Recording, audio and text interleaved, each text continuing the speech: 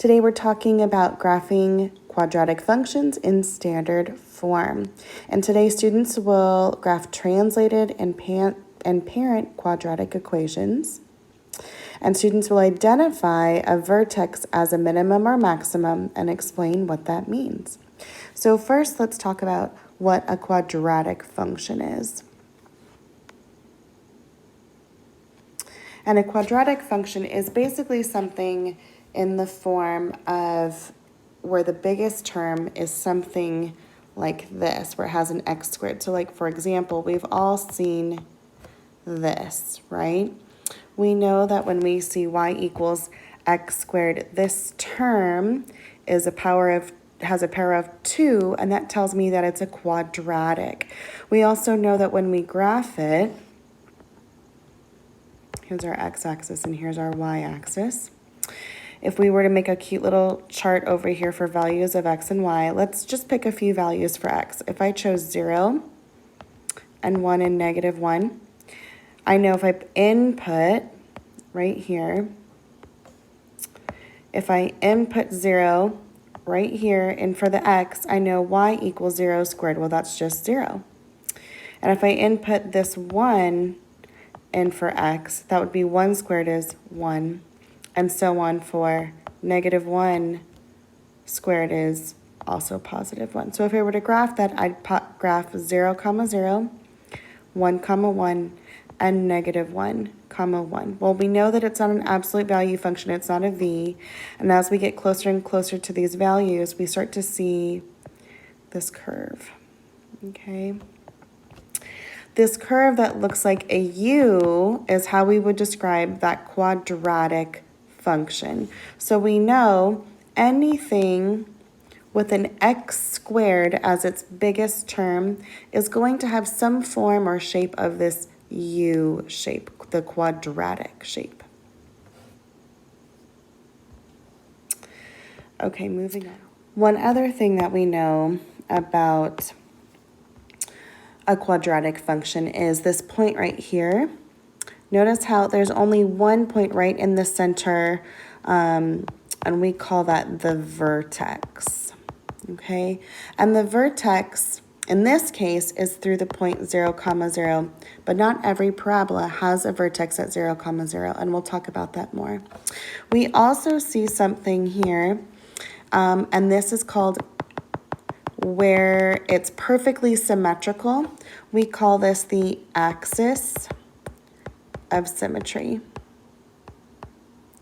Now, sometimes, like this one, it's right on the y-axis, but it's not always. It always goes through the vertex, and it will always cut the quadratic equation in half so that it's perfectly symmetrical on both sides, and we call that the axis of symmetry. So in this case, we would label this as x equals 0 to describe that axis of symmetry.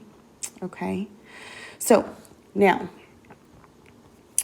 what if I said, okay, so what if we changed how this looks? What if I asked you, okay, so let's graph a different kind of quadratic equation, y equals 2x squared, okay? So if we did that, it's obviously going to change this form, and we call this is a form y equals a times x squared, because this x squared is our parent function, but the difference is that we are just putting a coefficient, we're multiplying it by that coefficient of a, okay? In this case, the 2 is our a term, or our a value for that coefficient. So just like you would pretty much with any graphing equation, let's go ahead and make a little table to help us decide where we're going to go with this. We're not just coming up with random points. We want to make sure that these make sense. So this is the fun part. You get to make it easy on yourself. Let's pick some values of 0, 1, -1, and let's pick up another one, 2 and -2. So anytime we pick a value for x, we're going to insert it. We're going to insert that value for x into our function, and it will come out with a value for y. So here we go. we know negative 2 squared is positive 4 times 2 is 8. Let's do this one again over here. I know that negative 1 plugged into x is negative 1 squared is positive 1 times 2 is 2. Let's do 0. 0 squared is 0 times 2 is 0. And you get the idea that anytime we pick a value for x, we have a value for y that comes out of the function. 1 squared is 1 times 2 is 2. Last one, 2, in for the x, we go 2 squared is 4 times 2 is 8. Okay, so now that we have those values for x and y, we're going to graph them. So here we go. So we've got negative 2 comma 8. So 1, 2, 3, 4, 5, 6, 7, 8. Right here. Negative 1 comma 2. 0, 0, 1 comma 2, and 2 comma 8. And this is the shape of our parabola. It looks a little different. Not much, I mean, it still has the U shape, but do you see how it's a little bit skinnier than the parent function of y equals x squared? We call this our parent function. And everything is a kind of variation of that parent quadratic function. Okay, so here we have an example where we're graphing a quadratic function, and we know it's a quadratic function because why? Because right here we have an x to the 2 power. And just like before, there's a coefficient in front of it. Remember, we call that an a term because it's a coefficient in front of the x squared. But now we're adding a constant, which just means a number, a constant behind it. So we'll call this a c term. Okay, so this is of the form y equals ax squared plus c. Okay, so what would this look like if we were to graph this? So just like before, anytime you're going to graph something, let's make a table of values. Okay, so we're just going to make our own table. And this is where you get to decide what values you want. Now, there are better choices than others. Make it as easy as you can on yourself. Choose a handful, 3 to 5, especially because you have that curved shape. I'm always going to pretty much choose 0 because that's a really easy number to use. And I'll probably usually use 0, 1, and 2. And to the left side, negative 1 and negative 2. So I'm going to go ahead and do as I did before. I'm going to take my value for x and insert it right here for x. So we know negative 2 squared is a positive 4. And then we're going to multiply that negative 1/2 in front of it. So negative 1/2 times 4 is negative 2. Add the 3. So it's like saying negative 2 plus 3, and we got a positive 1. All right, let's do this next one. Negative 1, you insert it here for x. Negative 1 squared is positive 1 times negative 1/2 is negative 1/2. Add the 3, and we get 2.5. Let's do this one. 0. Well, again, we plug it in here. For 0 squared is 0 times negative 1/2 is 0. Plus the 3 right here is 3. And then we're going to finish this off. Let's do orange. We've got 1. We're going to plug it in right here. 1 squared is 1 times negative 1/2 is negative 1/2. Add the 3. And we get 2.5 again. Do you see a pattern? And the last one, we're going to insert positive 2 into the x squared, so that becomes 4 times negative 1/2 is negative 2, add the 3, and we get 1. So now we're going to use those values to plot our graph. So we've got negative 2 in the x direction and 1 in the y direction. So we go to the negative 2 and up 1 in the y direction. Plot that point. Negative 1 in the x direction, positive, here's 2, here's 3, so here's 2.5 here. And we're going to go, oops, this is actually on the y-axis, isn't it? And then we've got 0, comma 3. So here's our 3. 1, comma 2.5.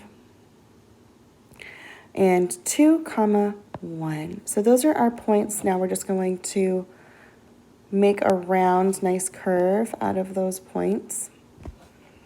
And do you see something different? Before, the U-shapes that we saw out of the quadratic function were going up. This one happens to be going down. Notice how it has something to do with this negative that we put in place of it. So when there's a negative in front of your A term or your quadratic term, it becomes sad because it's negative, so it goes down. It's not a smile anymore, it's a frown.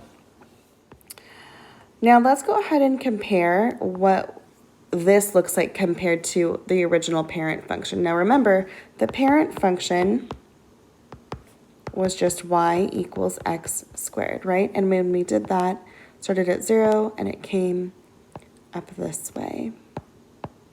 Okay, so how are these similar and how are they different? Well, they both have that U shape, right? They both have the same axis of symmetry right down the middle. So the abbreviation for that is AOS, axis of symmetry at x equals 0. Okay, but how are they different? Well, the parent function opens upward, and the graph of y equals negative 1/2 x squared plus 3 opens downward, right? And we talked about that because of that negative in front. So we know that this function opens downward. Sorry, that looks weird. That's downward. And we also see that the vertex of the parent function was at 0, 0, but the vertex here at this graph here is up 3. And that's because that C value, that adding 3 here, actually moved the vertex up. So we know that the C value will move the vertex up or down based on what it is. Okay.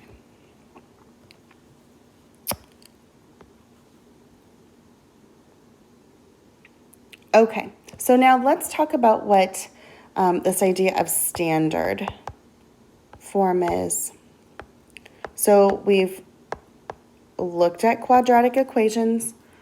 We've looked at this coefficient in front of the x squared. We call that a. We've looked at this constant in the end that we add, and it makes the vertex go up and down. But what is all this stuff? Okay, so let's talk about this. The standard form of a quadratic equation is y equals a x squared plus b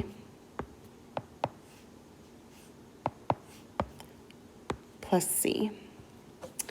And I sometimes think of standard form like it's pretty standard when you went to preschool that you learned the A, B, C's.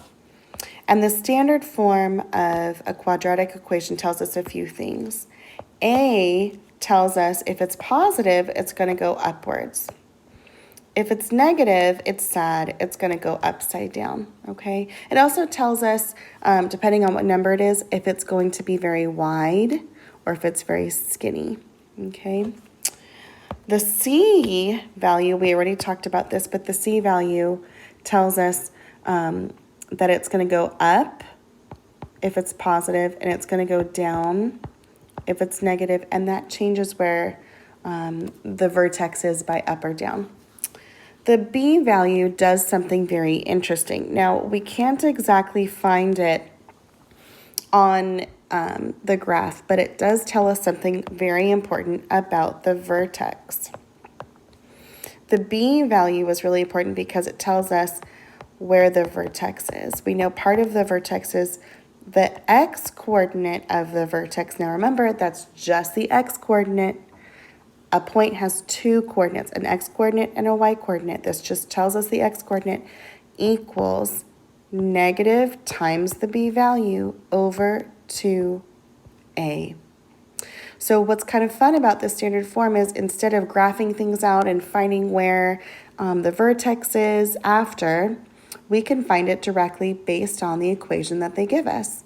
That the vertex is y equals x equals negative b over 2a. And then to find the other point of that vertex, you would just plug in the x. So let me show you how to do that, okay? So here we go. Let's say, for example, we've got y equals 2x squared minus 8x plus 6. So let's just make things easier on our eyes, and we're going to label A, B, C. So remember, we know A, B, C. And I'm just going to write them over here so I have easy access to them. Keep in mind, whatever sign is in front goes on that number. If this is a positive, I know it's a positive 6 and so on. Okay, so remember, we know that because the A value is 2, it's positive, so it's going to be going upwards.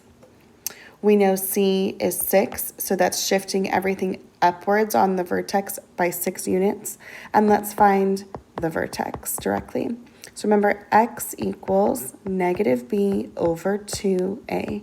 So if I plug those values in, I know b is negative 8. So a negative b would be a negative 8. Because if my b value is negative 8, I'm just putting it inside that parentheses. And then we're going to put it over 2 times the a value right here, which is 2. And we know how to do that math. A negative times a negative is a positive. 2 times 2 is 4. If we can simplify that, that's our 2. So we know that our vertex x equals 2. Well, hold on a second. A point has to have 2 coordinates, right? It's not enough to just have x equals 2. We can't plot that. So in order to find the rest of the vertex, we know y equals 2x squared minus 8x plus 6. Well, we just found what x is at the vertex. So to find the y-coordinate at the vertex, we're going to plug in x equals 2 every time I see x. So the y-coordinate of the vertex is 2 times 2 squared minus 8 times 2 plus 6. And then we just evaluate. We know PEMDAS, remember? Order of operations. We're going to do our exponents first. That's 4 times 2 is 8 minus 8 times 2 is 16 plus 6. 8 minus 6 is negative 8 plus 6, and we get negative 2. So at the vertex, we found up here that x equals 2 and that y equals negative 2. So we call that a coordinate point. So our vertex is at 2, negative 2. So let's go ahead and graph that really quick. What's really great about finding the vertex first is that here's 2, here's negative 2. We already know that it's going to be symmetrical about that point. We also know, if we know where the vertex is, we know where the axis of symmetry is. This axis of symmetry is x equals 2. A little hint for you, the vertex is that point here. Whatever this value of x is, the axis of symmetry is the same value. So these two values of x are the same, okay? So a little hint for you there, saves you some brain power.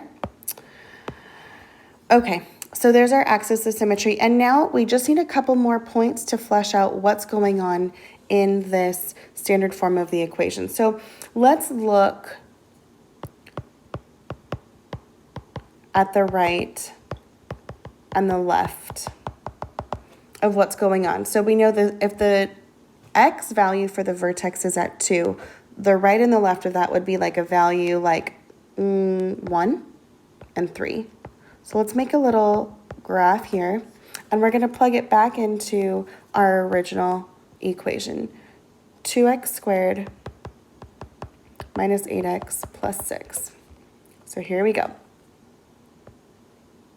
Let's just plug these values in for x. So 1 squared is 1 times 2 is 2, minus 8 times 1 is 8, plus 6. And we get 0. And then we plug 3 in here. So we go 3 squared is 9 times 2 is 18, minus 8 times 3 is 24, plus the 6. And we also get 0. So that's kind of fun because we know those points are 1, 0, and 3, 0.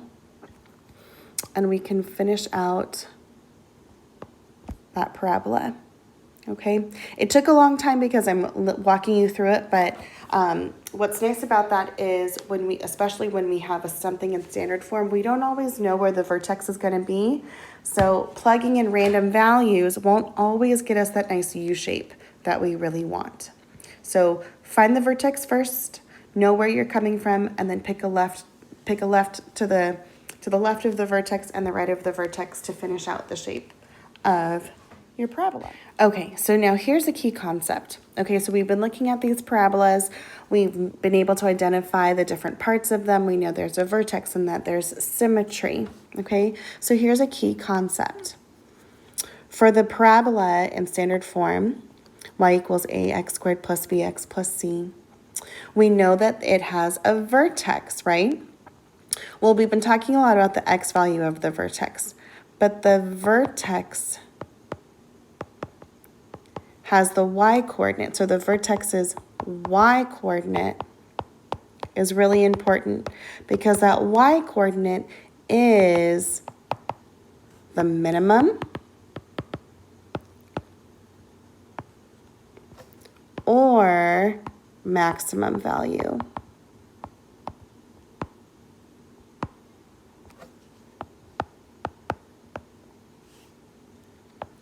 of the function. Okay, and here's how to know which is which. Okay, let's do a little graph first, okay? Now we talked about those little pieces A, B, and C, what we know. We know if A is positive, okay, or we could say A is greater than 0, we know that the graph will be happy, right? Because it's positive, so it's going upwards. We also know that if the A value is negative or less than 0, okay, we know that it's going to go upside down. It's going to be unhappy, right? Well, where's the vertex? Okay, we know the vertex is here because there's right in the center of that curve, and here's the vertex. Here's how we can tell if it's a maximum or a minimum. When we're looking at this red parabola over here to the left, what is the vertex to you? Does that look like the lowest point or does it look like the highest point? Well, it's pretty obvious. We know this is the lowest point, so we call this the minimum value. So when A is positive, the vertex has a minimum value. And when we're looking over here, we see this vertex. It's the highest point of the parabola. We call that a maximum value. So when A is negative or less than 0, the vertex has a maximum value. So when A is positive or greater than 0, it's a minimum. When A is negative or less than 0, it's a maximum. So why do we care about this? Why is this a big deal? Well, here's why this is a big deal. We use this all the time in real life, in business especially. So here's when we would need to say whether or not something is a maximum or a minimum value. Okay, so I told you we're going to figure out why this is so important to us. And here is why a lot of people think this is important, because of this little thing right here. Lots of people like money, and it's an essential part of our daily lives. People who are in business are not in business so they can figure out how to make the minimal amount of money that they need. They're in business to make the most or maximize the amount of money that they can make, right? So let's figure out how we can actually use a parabola to figure out how we can maximize a business. Okay, so let's just say Bob has a go-kart racing business, and this is my very, very sad attempt at a go-kart. It's really bad. Anyway, he has a go-kart business, okay? And he, right now, has about 300, well, I should say not right now, pre-COVID, has about 380 visitors per week who ride his go-karts. And he charges $35 per race, okay? Now, what do you think would happen if he lowered his price? You might guessed it. Hopefully you guessed it. He's going to get more people. So anytime we lower the price, there's more interest in what we're doing, right? That's called supply and demand. Little preview for your economics course. So he figures, well, there's about, every time he does a special, every time he lowers the cost by minus $1, he gets about 20 visitors more per week that he gains. Okay, so he has more people coming if he lowers his price a little bit. Now, obviously, we don't want to lower his price so much that he has too many people and the lines are too long and it's costing him something, right? So we want to figure out what's that sweet spot. What should he do to really maximize his business and make the most that he can with the most amount of people he can. So here's how we're going to do it. We're going to talk about how does a business run? Well, there's this thing called revenue, which is how much money is brought in at the end of the day, okay? And revenue is, in this case, is the price times the number of attendees, okay, right? So if our price was $35, but we're saying, okay, how much should we subtract from that, right? How much should we decrease? We're going to say let X equal the discount, right? Or how much we're discounting the original price times. Now, we do know that every time we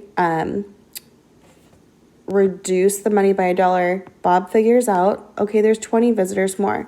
So right now, normally we have 380 attendees, right? And as we subtract every $1 here, we add 20 more people. So for every $1 in price, we add 20 attendees, okay? So let's figure this out. So revenue, we'll call this a function of R of X, where the price is 35 minus X. We're trying to figure out how to maximize it, right? And we're going to multiply it by 380 plus 20X. All right, so let's just do that math, okay? We're going to use our faithful friend FOIL to multiply binomials. And here we go. We're going to go 35 times 380, that gives me 13,300. Outer, that gives me a positive 700x. Inner gives me a minus 380x. And the last term is a negative 20x squared. Well, what do we have here? What we're looking at is we're just looking at a quadratic function. So we know this is our biggest power, so we're going to put that first. We put that in descending order. Negative 30, 380, and 700, if we combine them, because these are like terms, actually, we're going to simplify that, and we've got 300, It's still on erase. Silly, silly. So 320x, and there's our 13,300. So here we go. We know our function for all of his revenue is this. So remember, we want to maximize it. So what are we really wanting to find? What piece of information would tell us where the maximum is? Okay, if you said vertex, you're right. So remember, for vertex, we know the vertex x coordinate equals negative b over 2a. Well, we have a quadratic function here, don't we? We have our values of a x squared plus b x plus c. So here, let's write this down. A is negative 20, b is 320, and c is 13,300. Let's see if we can find this vertex in order to maximize it. So here we go. The x value of the vertex is negative b all over 2 times a. So we've got negative 320 divided by negative 40. Well, we know a negative divided by a negative is a positive. We can cancel out these zeros because they both divide by 10. And 32 over 4 is 8. So if x is 8, does that tell me what our maximum revenue is? No. It tells me what our, remember what we said x should be? We said x was the discount, right? Well, we said we decided in order to maximize revenue, we need to discount the price by 8. Well, let's find out that total revenue, right? So if we know R of X, meaning that the discount is now 8, equals negative 20 times 8 squared plus 320 times 8 plus 13,300, which we got all from right here. And now we're going to find that value of our y, okay? This function is, you can replace it with the value of y in order to find that maximum vertex. So here we go. We plug in the value of 8 in for that we got from the vertex. Now here comes our value for y on the vertex. So here we go. And we're going to use, I'm just going to use my calculator for this, okay? And we've got 14,580. So that's his maximum revenue, which is a really fun way to be able to do it, because that way, you know, poor Bob doesn't have to run a special every day to figure out what this would look like. He can actually use math to know exactly what he should charge right from the get-go. Okay, so since we're in mathematical analysis, we're going to analyze the quadratic functions. We're going to find out, are they maximum or are they going to have a minimum vertex, and what is it? So here's a quadratic function here. So looking at this, remember that when we looked at, okay, what are those a, b, and c values? So remember, we put it in descending order, make sure that we have it in our x squared term is the biggest. So this is our a value, this is our b value, this is our c value. Which of these values tells us if it's a maximum or minimum? If you said A, you're correct. So remember, if A is positive or greater than 0, we know it has a minimum because it looks like this. And if A is negative or less than 0, we know it has a maximum because we know the shape of it looks like this, and this vertex would be at the very top, which would be a maximum value. So we remember those two little pieces of information to help us decide which of these we're dealing with. So let's look at our value right here. What's our value for A? It's a positive 3. So because we know it's a positive 3, we know the shape of the function will look like a happy face, and it will mean that the vertex is down here, it's low. So this is going to be a minimum value. So now that we know it will be a minimum value, we want to find out, okay, what is the minimum value? Remember, the minimum value is the y value of the vertex. In order to find the vertex, we first have to start off with the x. Once we find x, we can find y. So here we go. Let's go ahead and label what we've got here. We've got A, B, and C. Here's A is 3, B is negative 18, and C is 20. So we're going to use this information to find our x value of the vertex first. Here's our negative B over 2A. Now remember, it's a negative B, so we put the negative out front. Put your parentheses around it so you don't forget that the B just goes in the parentheses and you don't worry about the negatives till later, okay? So here we go. We know a negative times a negative is a positive. That leaves me with 18 over 2 times 3 is 6. 18 over 6 is 3. So at the vertex, x equals 3. So what is the vertex? Well, remember we have to plug this back in, x equals 3, into our original equation here. So we've got y equals 3x squared, I almost forgot what it is, minus 18x plus 20. So in order to find out what this y value is, which would be our minimum value, we're going to plug in those values for x. So we plug them in here, here, and that's it. So y equals 3 times 3 squared minus 18 times 3 plus 20. And we've got 3 squared is 9 times 3 is 27. 18 times 3, what is that? 9 times 6, that's 54, plus 20. And then we're going to do that math. That's 47, 54, so that's going to be a negative 7. So we know the minimum value for that vertex is y equals negative 7. And if I wanted to graph it, I know I'd have to say, well, x is 1, 2, 3, and y is 1, 2, 3, 4, 5, 6, 7. It's way down here. And then our graph would look something like this. Okay. All right, that's it for our lesson today. We're going to do this practice in our next class during our session where we're going to get to practice. We're going to collaborate on all of our fun quadratic equations and minimum and maximum value.